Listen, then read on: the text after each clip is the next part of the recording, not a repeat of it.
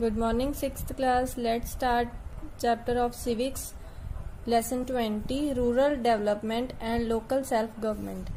India is an agricultural based country. At the time of independence in 1947, about 90% population was living in rural areas, that is villages. Today the number has come down to 75%. There are nearly 6 lakh villages in our country. That is why it is known as land of villages. Few of these villages are situated near the towns, while a large number out of these are to be found in remote areas. Here it is eminent to inform that village is the smallest unit of human population.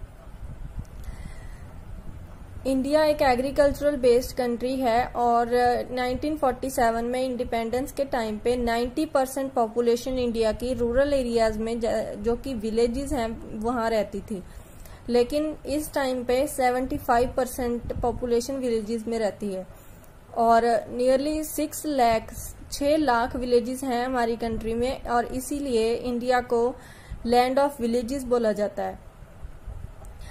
और कुछ जो villages हैं वो towns के नज़दीक हैं बने हुए हैं और कुछ जो बिल्कुल ही रिमोट एरियाज में हैं जो कि बहुत दूर हैं टाउन से। और विलेज जो है वो बिल्कुल स्मॉलेस्ट सबसे छोटा यूनिट है ह्यूमन पॉपुलेशन का। India is a vast country. There are 29 states and 7 union territories. You have already read about it in Unit 1. Administration of such a big country cannot be run only by the central government. Thus, our constitution markers establish federal form of government in India. In a federal form of government, there is a central government for the whole country and state government for the states. At present, there are 29 state governments which run the administration at the state level. Each state is further divided into districts to run the administration. India बहुत ही बड़ी country है और यहाँ पे 29 states और 7 union territories हैं। यहाँ एक बहुत ही बड़ी कंट्री का एडमिनिस्ट्रेशन चलाना कोई छोटी बात नहीं है और ये सिर्फ एक सेंट्रल गवर्नमेंट नहीं कर सकती, इसलिए हमारे कॉन्स्टिट्यूशन ने यहाँ पे फेडरल फॉर्म ऑफ गवर्नमेंट बनाया है इंडिया में, जिसके अकॉर्डिंग एक सेंट्रल गवर्नमेंट होती है और वो होल कंट्री को देखती है और इसके अलावा स्टेट गवर्नमेंट्स होती हैं स्टेट्स के लिए। और एट प्रेजेंट इस टाइम पे 29 स्टेट गवर्नमेंट्स हैं जो कि अपने एडमिनिस्ट्रेशन को स्टेट लेवल पे चलाती हैं और हर एक स्टेट आगे डिवाइडेड है डिस्ट्रिक्ट्स में। In a democratic country the smallest unit to run the administration is village panchayat. Panchayat is also the lowest unit of the Panchayati Raj. Next to village panchayat is block samiti and the highest institution of Panchayati Raj is Zilla Parishad.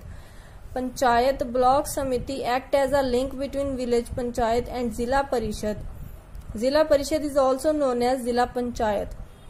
The structure of the rural local self-government is known as Panchayati Raj in India, which is existing here even before partition.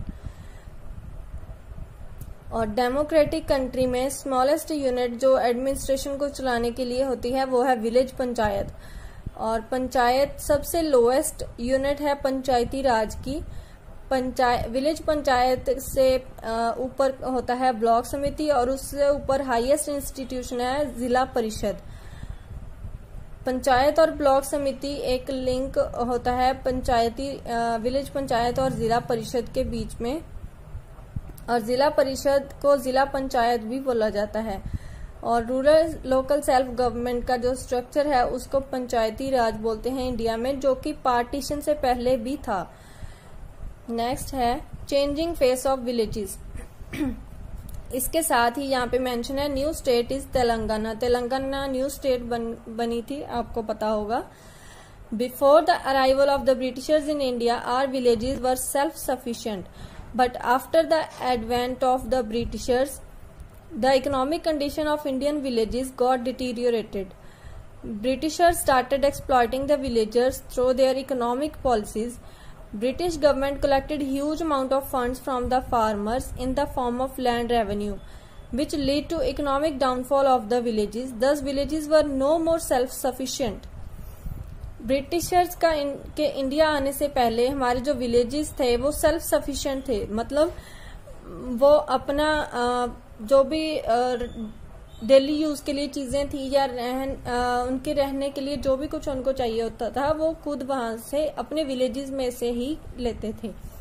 लेकिन जब Britishers आए India में, तब Indian villages की जो economic condition थी वो deteriorate हो गई। डिटीरियोरेट मीन्स वो गिरती चली गई। ब्रिटिशर्स ने विलेजेस को एक्सप्लॉइट करना शुरू कर दिया थ्रू इकोनॉमिक पॉलिसीज, और ब्रिटिश गवर्नमेंट ने बहुत ही बड़ी अमाउंट पे फंड्स इकट्ठे किए फार्मर से लैंड रेवेन्यू के नाम पर, और उन विलेजेस में इकोनॉमिक डाउनफॉल आ गया और वो अब सेल्फ सफिशिएंट नहीं रहे पहले की तरह।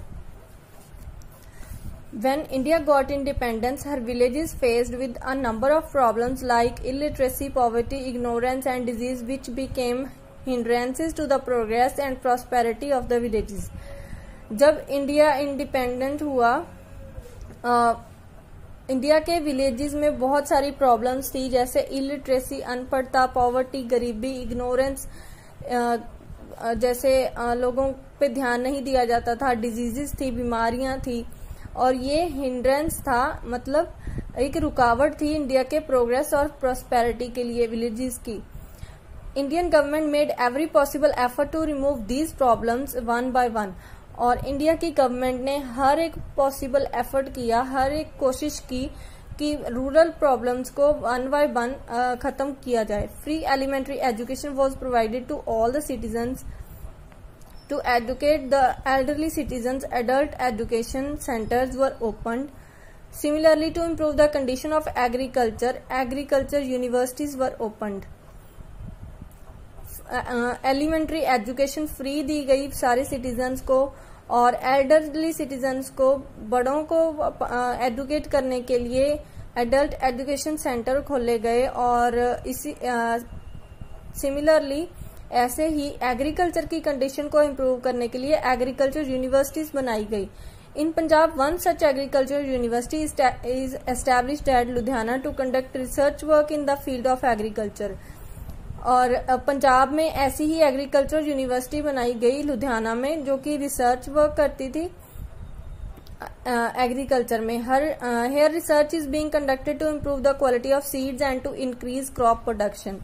The agricultural scientist provides various types of guidance to the working farmers. और यहाँ पे रिसर्च कंडक्ट की जाती थी किस चीज के लिए? सीड्स की क्वालिटी को इम्प्रूव करने के लिए और क्रॉप की प्रोडक्शन को बढ़ाने के लिए। एग्रीकल्चर साइंटिस्ट जो थे वो जो फार्मर्स काम करते थे उनको बहुत ही अलग अलग तरह की गाइडेंस भी देते थे। Government is trying to provide quality seeds, chemical manure, weedicides, pesticides on subsidiary rates through the public distribution system. After independence, the government consolidated the small holdings of land and encouraged the mechanized methods of farming. और government try कर रही है अपने seeds की quality को provide करने के लिए, केमिकल मैन्योर, वीडिसाइड्स और पेस्टिसाइड सब कुछ पब्लिक डिस्ट्रीब्यूशन सिस्टम में लोगों को कम रेट में देने के लिए। For the upliftment of the rural society, special privileges have been given by the government to educate the women and girls at rural level. Primary health centers with specialist doctors have been opened almost in all the villages to provide medical help to the villagers. Rural society को ऊपर करने के लिए town से जो शहर हैं उनके बराबर लाने के लिए बहुत सारी स्पेशल तरीके गवर्नमेंट ने अपनाए, जैसे कि वुमेन को एडुकेट करने के लिए और गर्ल्स को एडुकेट करने के लिए बहुत सारे स्टेप्स लिए। प्राइमरी हेल्थ सेंटर्स बनवाए जिनमें स्पेशलिस्ट डॉक्टर्स रखे गए विलेजेस में, ताकि उन विलेजर्स की को मेडिकल हेल्प मिल सके।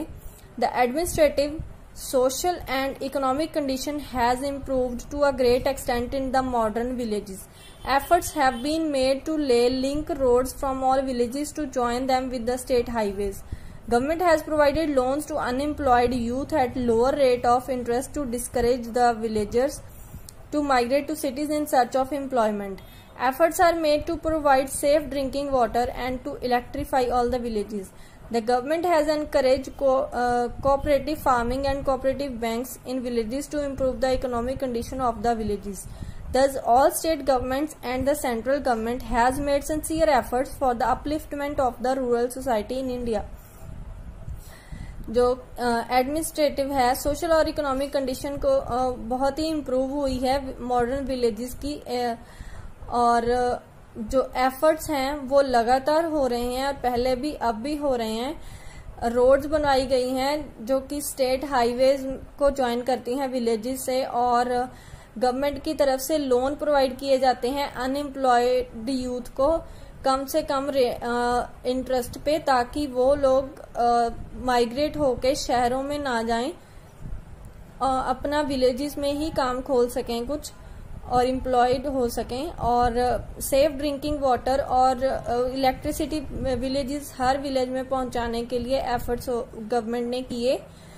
और इसके अलावा कोऑपरेटिव फार्मिंग और कोऑपरेटिव बैंक्स विलेजेस की इकोनॉमिक कंडीशन को इम्प्रूव करने के लिए बनाई गई हैं गवर्नमेंट की तरफ से।